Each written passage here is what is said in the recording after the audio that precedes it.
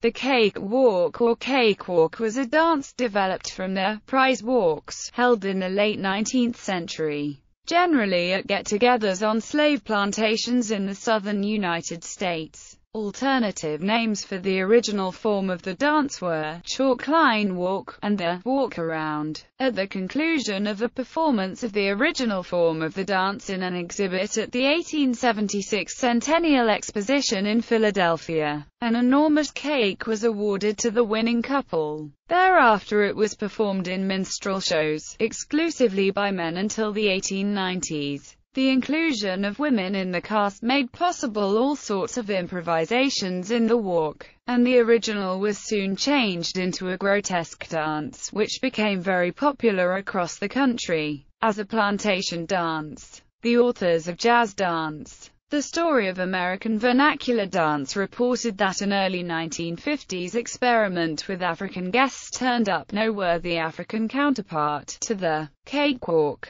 First-person accounts. In the 1981 article, The Cakewalk, A Study in Stereotype and Reality, Brooke Baldwin cites an almost exhaustive compilation of those accounts which have been found so far. This compilation consists of eyewitness accounts by ex-slaves from Virginia and Georgia recorded by WPA researchers in the 1930s, along with second-hand accounts from other sources. Baldwin notes that, when the researchers of the Federal Writers Project of the WPA interviewed aged ex-slaves in the 1930s, there was no longer any need to suppress information about the happier moments of slave life. Louise Jones. The music, the fiddles and the banjos, the Jews harp and all dem other things. Sek dancin' you never seen before. Slaves would set to flow in turns, and do the cakewalk mows all night. Georgia Baker said that she sang a song when she was a child. Walk like ladies, de cake soldo. She laughed and added, us didn't know it when we was singin' dat tune to us chillin' dat when us growed up us would be cakewalkin' to de same song. Estella Jones. Cakewalkin' was a lot of fun during slavery time. Day SWEP yards real clean and set benches for the party. Banjos was used for music making. The women's wore long, ruffled dresses with hoops in 'em and the men's had on high hats, long split-tailed coats, and some of 'em used walkin' sticks. The couple that danced best got a prize. Sometimes the slave owners come to des parties, cause they enjoyed watching the dance, and they decided who danced the best. Most parties during slavery time was give on Saturday night during work sessions, but during winter day was give on most any night. Second-hand oral tradition accounts. A South Carolinian told of Griffin, a fiddler who played for the dances of the whites as well as for the annual cakewalks of his own people. In 1960, a story told to him by his childhood nanny in 1901 was repeated by 80-year-old actor Lee Whipple. A slave watched white folks' parties where the guests danced a minuet and then paraded in a grand march, with the ladies and gentlemen going different ways and then meeting again, arm in arm, and marching down the center together. Then we'd do it too, but we used to mock 'em every step. Sometimes the white folks noticed it, but they seemed to like it. I guess they thought we couldn't dance any better. Ex-ragtime entertainer Shepherd Edmonds recounted, in 1950, memories related to him by his parents from Tennessee. The cakewalk was originally a plantation dance, just a happy movement they did to the banjo music because they couldn't stand still. It was generally on Sundays, when there was little work, that the slaves both young and old would dress up in hand-me-down finery to do a high-kicking, prancing walk around. They did a takeoff on the manners of the white folks in their big house, but their masters, who gathered around to watch the fun, missed the point. It's supposed to be that the custom of a prize started with the master giving a cake to the couple that did the proudest movement. Baldwin concludes that the cakewalk was meant to satirize the competing culture of supposedly superior whites. Slaveholders were able to dismiss its threat in their own minds by considering it as a simple performance which existed for their own pleasure. Tom Fletcher, who was born in 1873 and had a show business career beginning in 1888, wrote in 1954 that when he was a child, his grandparents told him about the chalk line walk, cakewalk, but they did not know when it started. Fletcher's grandfather told him, "Your grandmother and we won all the prizes and were taken from plantation to plantation." The dance became a great fad. It took skill and good nerves. The plantation is where shows like yours first started. Son Fletcher adds that the dance was called the chalk-like walk, and there was no prancing, just a straight walk on a path made by turns and so forth, along which the dancers made their way with a pail of water on their heads. The couple that was the most erect and spilled the least water or no water at all was the winner. He describes it being revived with fancy steps by Charlie Johnson, a clever eccentric dancer, and becoming known as the Cakewalk.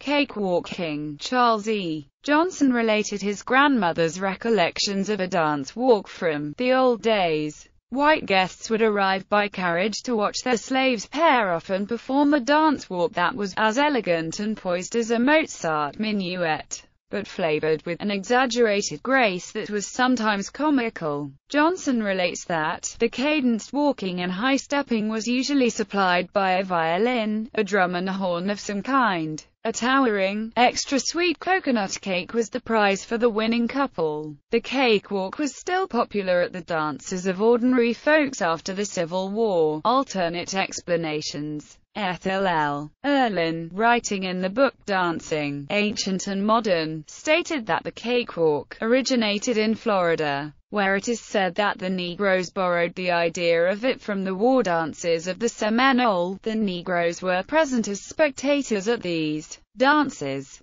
which consisted of wild and hilarious jumping and gyrating, alternating with slow processions in which the dancers walked solemnly in couples. The idea grew, and style in walking came to be practiced among the Negroes as an art. The Encyclopedia of Social Dance echoed the Seminole Indian connection, stating that classes sprang up among the Negroes for the teaching of the dance and the proper way to promenade. In the 1880s, as Florida developed into a winter resort, the dance became more performance-oriented, and spread to Georgia, the Carolinas, Virginia, and finally New York. Cakewalk in minstrelsy, musicals, and is a popular dance. An exhibit at the 1876 Philadelphia Centennial featured blacks singing folk songs and doing an old dance called the chalk line walk, in a plantation-like setting. The dance was done in the original fashion, as described by Fletcher. In 1877, performer showman Harrigan and Hart produced Walking for Dat Cake, an exquisite picture of Negro life and customs, as a feature sketch at New York's Theatre Comique on Lower Broadway. Thereafter it was performed in minstrel shows, exclusively by men until the 1890s. In the 1893 production of The Creole Show, which had opened in 1889, Dora Dean and her husband Charles E. Johnson made a hit dancing the cakewalk, their speciality, as partners.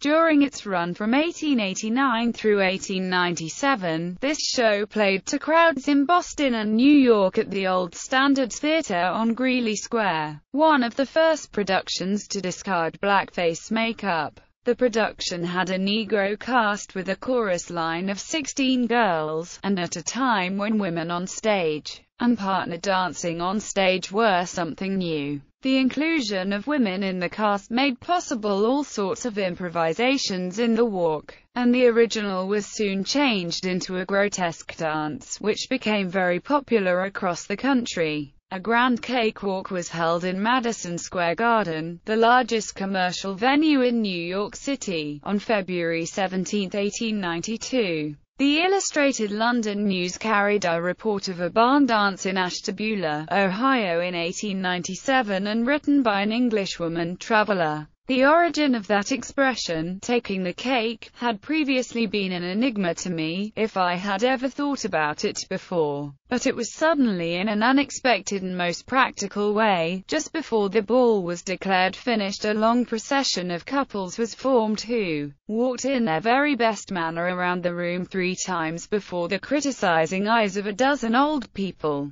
who selected the best turned-out pair, and gravely presented them with a large plum cake. In July 1898, the musical comedy Clorinda, or The Origin of the Cake Walk, opened on Broadway in New York. Will Marion Cook wrote ragtime music for the show. Black dancers mingled with white cast members for the first instance of integration on stage in New York. Cook wrote, "My chorus sang like Russians, dancing meanwhile like Negroes, and cakewalking like angels, black angels." When the last note was sounded, the audience stood and cheered for at least 10 minutes. This was the finale which Whitmark had said no one would listen to. It was pandemonium. But did that audience take offense at my rags and lack of conducting Polish? Not so. You could notice it. Dusky Trooper's March and Cake Walk was written by Will Hardy and published in 1900. Scott Joplin mentioned the cake walk in his folk ballet The Ragtime Dance, published in 1902. Let me see you do the ragtime dance. Turn left and do the cakewalk prance.